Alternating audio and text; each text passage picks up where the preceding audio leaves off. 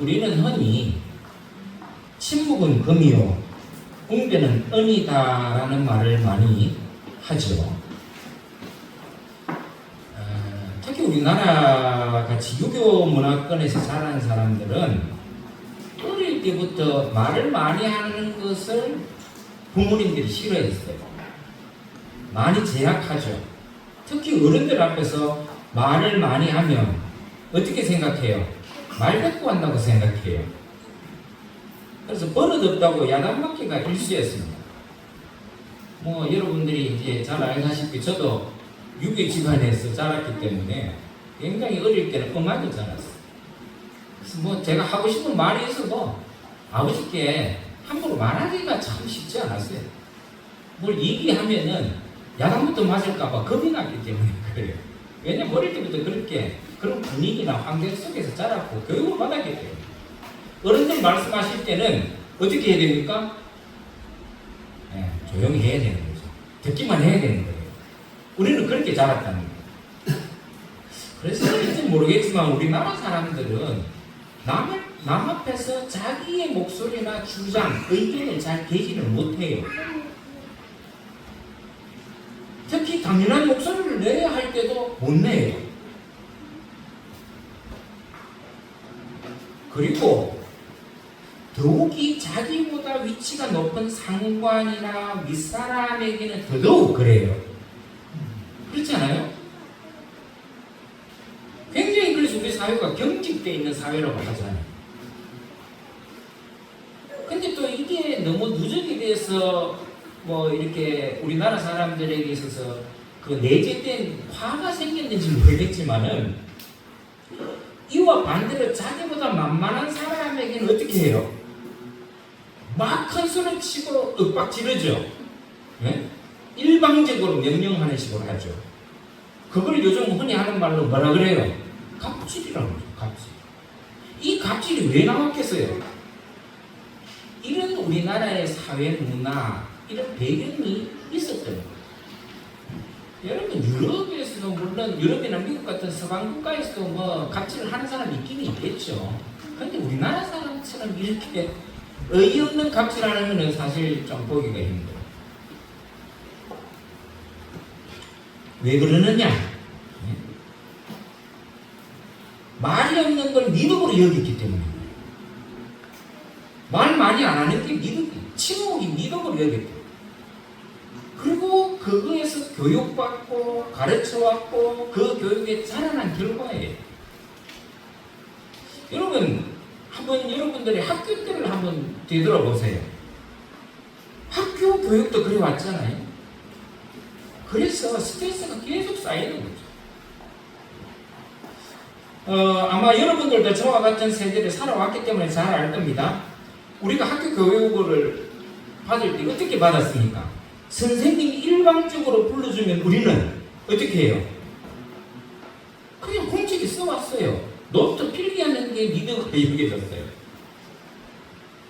단 한 번도 수업 시간에 저게 왜 저랬지? 왜냐고 물어본 사람 있습니까? 잘 없어요. 그렇게 물어보지도 않았고 그렇게 묻는 것을 선생님들은 금방지다고 생각했어요. 용납을 잘 안 했어요. 저도 어릴 때 그런 경험이 있어요. 선생님이 설명을 하는데 이해가 안 되는 거예요. 그래서 물었습니다. 손을 들고 선생님 이게 무슨 뜻입니까? 그랬더니 선생님이 친절하게 답을 내주면 얼마나 좋습니까? 야 그것도 몰라? 그러면서 끝내버리는 거예요. 그리고 몇 번 질문하다가 자꾸 선생님이 야 너 앞으로 질문하지 마. 수업에 방해돼. 이 얘기 듣는 순간에 그때부터는 제가 선생님에 대한 질문이 싹 사라집니다. 궁금한 게 있어도 그냥 수업으로 눌러버려요. 아마 여러분들도 그런 경험이 들어 있을 거예요. 여러분 학교 다닐 때 질문을 몇 번 하고 학교 졸업하셨어요? 네? 초등학교 6년, 중학교 3년, 고등학교 3년 동안, 또 대학교 4년 동안 여러분들은 학교를 그렇게 오랫동안 다니면서 몇 번이나 선생님한테 수업 시간에 질문하셨어요? 아마 손가락에 꼽으라 해도 꼽을걸요? 그럼 뭘 말합니까? 그만큼 우리는 질문에 익숙하지 않고 왜라는 물음에 익숙하지 않았다. 그러다 보니까 우리나라 사람들은 자기 주장이나 의견, 의사표시가 굉장히 서투른 민족이 되어버렸어요. 어릴 때부터 자기의 의사를 표현하거나 발표하는데 훈련이 안 되는 거예요. 토론보다 일방적인 주입식 교육에만 의존해온 교육의 결과예요. 여러분들이 아마 그 TV에서 봤을 거예요. 한 번쯤은 보신 적이 있을 것 같은데, 유대인의 교육 방법 중에서 하브루타라고 하는 방법이 있어요. 뭐 조금 어려운 용어이긴 한데 하브루타라는 그 교육 방법이 있어요. 그게 뭐냐면은 여러분 TV 아마 한 번쯤은 보신 적 있을 거예요. 학생들끼리 1대1 혹은 2명, 3명이 그룹을 지어서 서로 얼굴을 마주보게 해서 탈무드나 혹은 여러 가지 그 주제나 안건을 가지고 서로 격렬하게 토론하는 모습을 아마 여러분들 보신 적이 있을지 모르겠어요. 이게 바로 하브루타라는 교육 방법이에요. 이 교육의 핵심이 뭐냐면 질문과 답이에요. 아주 큰 소리로 그것도 질문합니다. 그리고 답합니다. 우리가 볼 때는 이거 싸우는 것 같아요. 격렬합니다. 질문을 하고 답을 하는데 격렬하게 큰 소리로 질문하고 큰 소리로 답해요. 우리가 보면 이게 적응이 안 돼요. 왜? 싸우는 것 같이 보이니까. 아주 날카롭게 질문하고 아주 논리적으로 합리적인 답하는 훈련이 바로 하브루타 교육 방식이에요. 그리고 상대방의 잘못된 논리를 펼치면 엄청나게 비판을 가합니다. 그냥 하는 게 아니라 근거를 가지고 비판해요. 그에 비해서 우리나라는 어떻습니까? 어릴 적부터 우리는 남을 비판하는데 아주 서툽니다. 우리는 비판은 안 하고 비난을 하죠. 우리는 대화하다 보면은 토론하다 보면은 이게 토론이나 비판이 아니고 비난을 해버려요. 여러분 비난과 비판은 엄연히 달라요. 우리는 가끔 마태복음 7장 1절에 나오는 말씀처럼 너희들이 비판받지 않으려거든 비판하지 말라라는 말을 자주 쓰죠. 그래서 교회 안에서는 비판을 금기시 여기는 경향이 좀 있어요. 왜? 그래야 은혜가 없다라는 것이. 그래야. 예? 과연 여러분 그렇습니까? 과연 비판하지 않는 것이 교회의 은혜예요? 근데 왜 이런 어처구니없는 생각들을 가지게 된 것일까? 이게 성경 번역을 잘못해서 그래요. 제가 뭐 가끔 그런 얘기 하잖아요. 성경에는 오히려 번역이 잘못된 것들이 많으니까. 대표적인 게 바로 마태복음 7장 1절에 나오는 이 비판에 대한 오역이에요. 거기 보면은 비판받지 않으려면 비판하지 말라고 되어 있는데 원문을 보면은 글리노라는 단어로 쓰여져 있어요. 글리노. 이건 여러분 법정 용어입니다. 법정 용어. 법정에서나 쓰는 용어예요. 그 뜻이 뭐냐면은 네가 저지 심판자가 되지 말라라는 뜻이에요. 무슨 말이 이해되십니까? 비판과는 거리가 멀어요. 여러분 비판이라는 말을 여러분 그 어원을 한번 찾아보세요. 사실을 한번 찾아보세요. 비판이라는 것은 어떤 사물에 대한 가치 혹은 어떤 일에 대해서 옳고 그름을 분석하고 평가하는 게 비판이에요. 심판하고 다르죠. 근데 우리 번역에는 비판이라고 번역을 해놨어요. 이 빨리 고쳐야 되는데 안 고쳤더라고요. 이번에 고쳐야 됩니다. 예수님께서 비판하지 말라고 하신 게 아니에요. 네가 심판자가 되지 말고 정죄하는 자가 되지 말라고 하는 뜻이에요. 근데 이걸 악용했어요. 목사들이 잘못 해석을 하고 잘못 가르친 결과가 그래요. 지금 교회 안에서는 비판이 사라졌어요. 어떤 비판이든 특히 목사가 설교하는 데 있어서 비판 아닌 것을 아주 금기시 여겼어요. 이 잘못된 거죠. 여러분, 목사가 완벽한 목사가 아니에요. 저도 항상 그래서 조심스러워요. 성경을 해석해 나가는 거나 설교하는 데 있어서 굉장히 조심스러워요. 왜요? 내가 잘못할 수도 있는 거잖아요. 내가 원문을 다 보는 게 아니잖아요. 번역하는 이 성경책만 보잖아요. 그러니까 이 잘못된 번역을 통해서 내가 잘못 가르칠 수도 있다는 거예요. 그래서 제가 굉장히 조심해요. 많이 연구합니다, 설교할 때.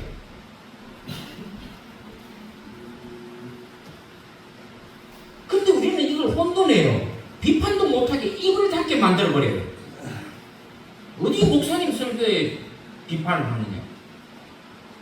거기 이거 무슨 근거로 주제 넘게 거기에서 해석을 하고 비판을 하느냐? 흔히 그걸 뭐라 그래요? 입틀막이라 그러잖아요. 여러분, 요즘 유행하는 말이 어디서 시작됐는지 아세요? 교회에서 시작돼요. 교회에서.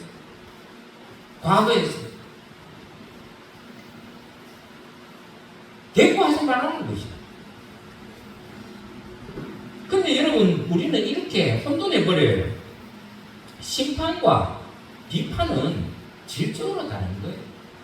여러분, 당장 여러분이 가진 성경에 마태복음 7장의 그 비판을 심판으로 고쳐 적어요. 비판이 아니에요. 여러분, 특히 우리는 또 이걸 갖다가 비판을 해야 되는데 비난을 해버려요. 여러분, 비난과 비판은 다르죠? 비난은 뭐예요? 인신공격을 비난이라 그러잖아요. 아무 근거 없이 남을 헐뜯는 걸 비난이라 그러잖아요. 그러니까 우리는 비난은 잘해요. 비판은 못하면서. 이게 문제인 거지. 왜 그러느냐? 우리는 비판에 대해서 제대로 배운 적도 없고 교육받은 적이 없어요. 그러니까 우리는 비판을 잘 못해요. 비난은 잘하지. 남을 헐뜯는 거 얼마나 잘합니까?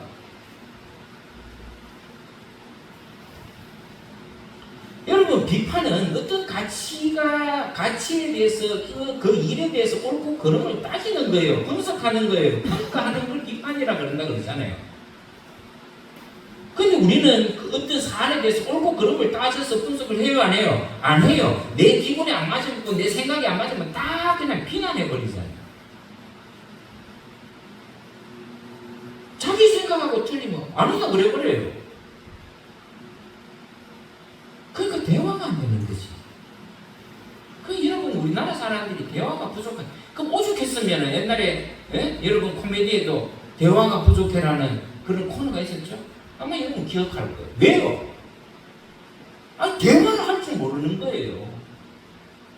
자식이 부모에게 뭘 말하면은 부모가 먼저 화내잖아요.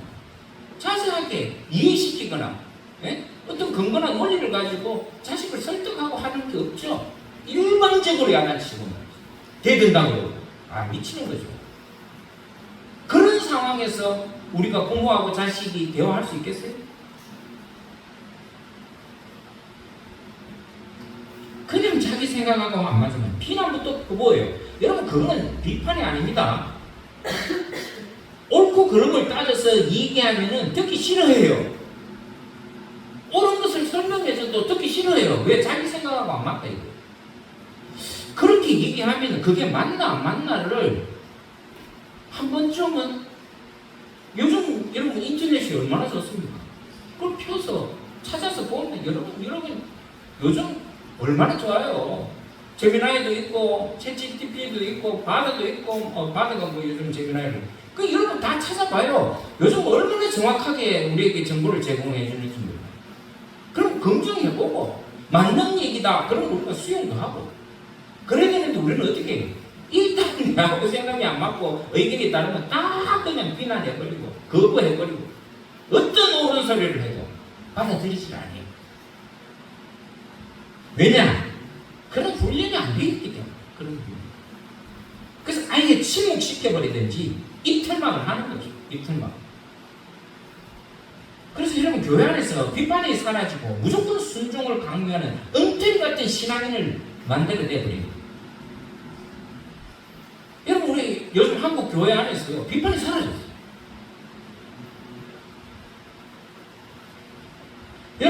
여러분들은 얼마든지 교회 안에서 마음껏 토론하고 마음껏 비판하세요.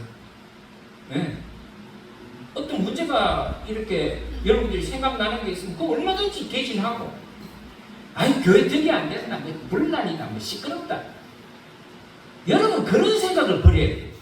원래 교회는 시끄러운 곳이에요. 시끄러워야 돼요. 목사의 설교에 대해서 잘못된 가르침이 있다면 거기에 대해서 옳고 그름에 대한 근거를 가지고 논리적이고 합리적인 이성을 가지고 따지세요. 예, 따져도 됩니다. 제가 그렇다고 뭐 삐껴가지고 뭐 여러분들 안 보고 뭐 그러진 않으니까 염려하지 마시고, 저에 대해서 또 우리 교회에 대해서 비판할 게 있으면 얼마든지, 예? 비판하시라니까. 마음껏 토론하고 비판 대신에 비난은 하지 마세요. 그래야 여러분 목사도 건강해지고 교회도 건강하게 돼요. 입 다물고 꾹 있으면요, 여러분 안 돼요. 내가 혹시 이 말을 하면은 뭐 어떻게, 괜찮아요. 여러분 다 그런 데서 여러분 서로 마음을 열어놓고 있어요. 누군가 그런 좀 내가 받아들이기 어렵고 또 마음이 조금 안 될 때도 있잖아요. 뭐 상할 수도 있어요, 기분이. 그래도 여러분 그런 부분에 있어서 여러분들이 좀 마음을 열고 모든 대화를 해야 돼요. 그리고 그게 맞지 않으면 반론하면 되잖아요. 네? 그게 교회 안에서 이루어져야 된다. 대신에 이성 읽고 마냥 비난은 하지 마세요. 막 입에 거품 물고 막 욕하고, 그런 거는 수준 이하인 거죠. 저는 우리 교회가 좀 성숙했으면 좋겠어요. 그런 부분에서. 여러분, 교회가 잠잠하고 침묵하면 그것도 불의를 보고도 그러면요, 악이 성행하는 거 아십니까?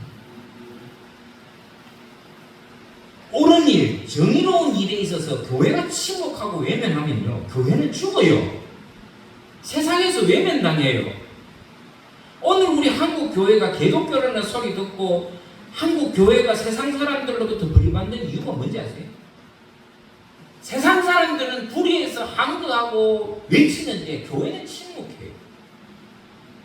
오히려 불의의 편에 서서 교회가 움직여요. 그러니까 외면받는 거 아니겠어요? 목소리를 내야 돼요. 때로는 옳은 일에 대해서 목숨을 걸고 목소리를 내야 돼요. 근데 우리 오늘날 한국 교회와 성도들은 그런 일에 목소리 안 내요. 그냥 피해버립니다. 시끄럽다고 외면하고. 또 교회 안에서 뭐 그런 여러 가지 시끄러운 일이 생기면 교회로 도망가버려. 다른 교회로 도망가버려. 참, 이 문제입니다. 문제.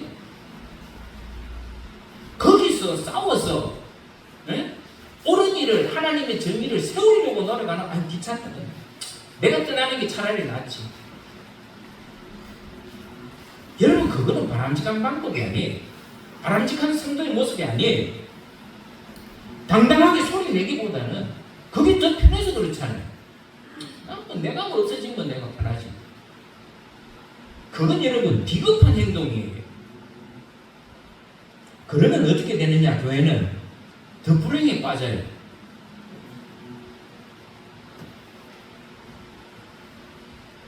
비판하는 것을 부정적으로 바라보게 하고 입 다물고 조용조용하게 지내는 걸 미덕으로 은혜로 여긴 결과가 뭐예요? 오늘 한국교회가 힘을 잃어버렸잖아요.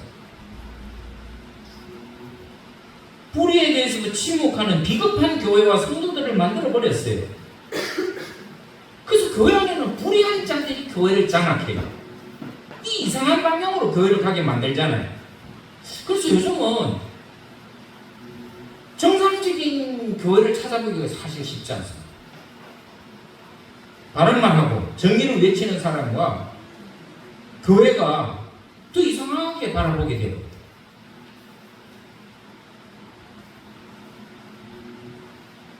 우리는 말보다 침묵을 강조하고 강요하고 이틀막 시키면은 그거는 교회 본질이 아니에요. 그 이틀막이 요즘 우리 사회에 유행하는 거는 여러분 그 시대마다 유행하는 말은요, 그 시대를 대변해요. 시대의 모습을 투영한 게 그거예요. 이틀막이라고 한동안 유행했잖아요. 왜 그랬어요? 말 못하게 막아버리는 거지. 군사 독재 시절에 우리가 많이 경험했잖아요. 정부가 잘못하는 것에 대해서 국민들이 저항할 수 있지. 근데 나가서 데모하고 외치면은 다 잡아가 버리는 거예요. 싫어서도 모르게 죽여버려.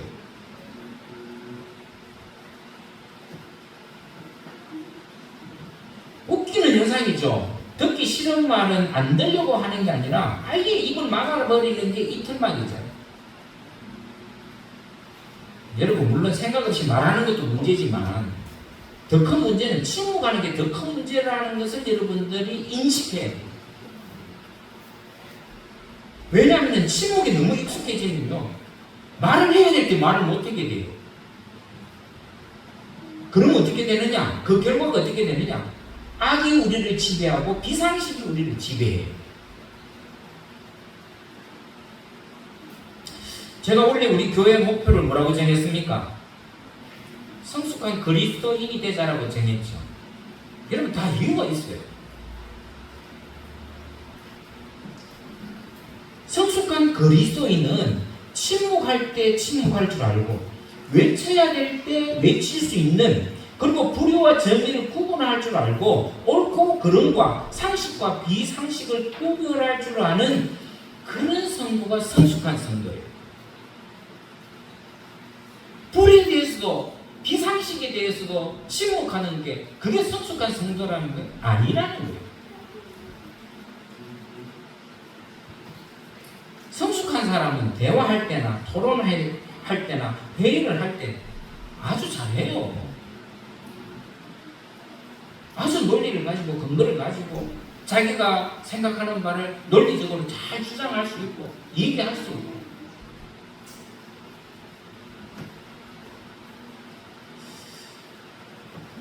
그래서 제가 원래는 성숙한 성도들이 되자. 뭐 원래만 그런 게 아니라 앞으로 계속 그렇게 되잖아요. 성숙함으로 나아가잖아요. 좀 멋지고, 여러분들하고 누구든지 대화할 때 그 사람하고는 대화할 수 있어. 대화 잘 통해. 그런 우리 교회 성도들이 되자라고 하는 목적입니다. 제가 오늘 설교를 이제 마치면서 준비한 영상이 하나 있어요. 그 영상을 여러분들이 한번 보시면서 제 설교를 좀 마무리할까 합니다. 준비됐어요? 한번 여러분 이 영상을 조금 쇼츠라서 여러분들 잘 보이실지 모르겠지만 한번 보시기 바랍니다.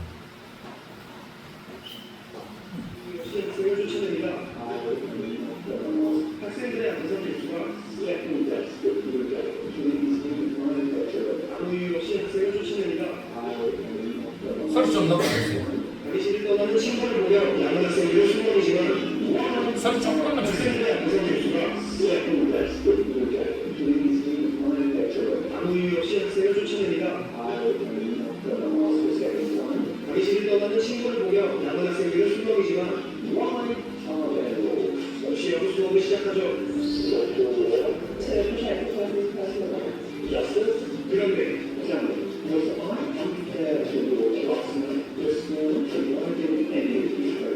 예상치 못한 질문에 학생들의 머릿속은 하얘지고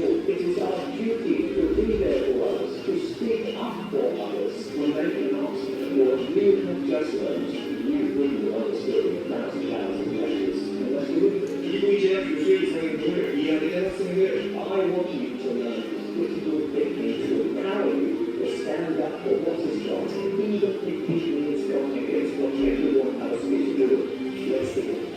학생들은 교수의 강의를 평생 잊지 못하게 되며 학생들 잘 보셨습니까? 좀 이해가 되세요? 네. 저는 그런 생각을 가끔 해요.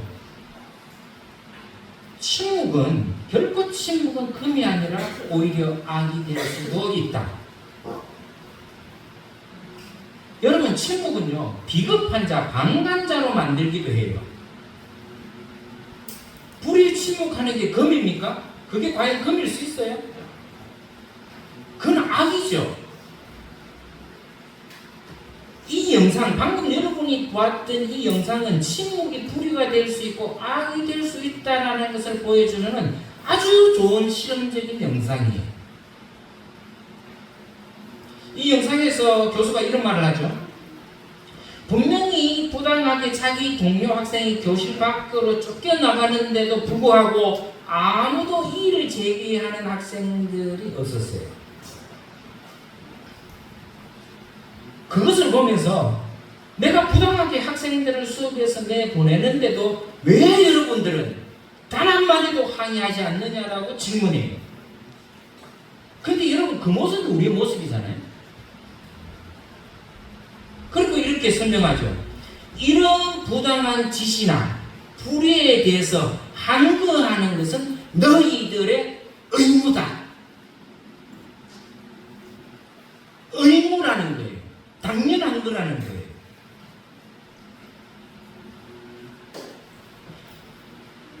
교회도 마찬가지고 성도 여러분들도 마찬가지예요.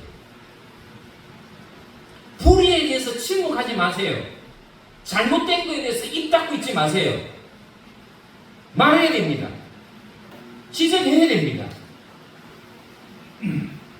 그것이 우리의 의무예요. 목사가 잘못하고 목사의 설교가 잘못됐으면 왜 잘못됐고 무엇이 잘못됐고 하는 근거를 가지고 목사에게 항의해야 돼요. 교회가 잘못된 방향으로 갈 때 여러분들이 지금 우리 교회가 가는 방향은 이렇게 해서 문제가 있다. 이렇게 바르게 가야 된다라고 항의해야 돼요. 의무예요, 그거는. 무조건 입 닫고 있는 게 정이 아니라는 거예요. 저는 이 영상을 보면서 굉장히 많은 생각을 했습니다. 오늘 우리 한국 교회가 무너진 이유는 어디 있을까? 저는 여기서 답을 얻었어요.